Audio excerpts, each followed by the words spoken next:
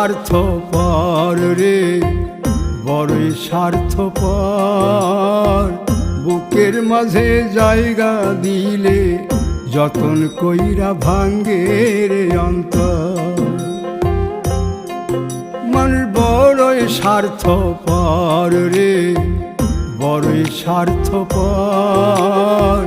বুকের মাঝে জায়গা দিলে যতন কইরা ভাঙ্গে রে অন্তর। অচিনা এক জংলা পাখি যতন কইরা বুকে রাখছি, বুকের পাজর ভাঙ্গা সে যে সাজায় অন্যের ঘর রে, সাজায়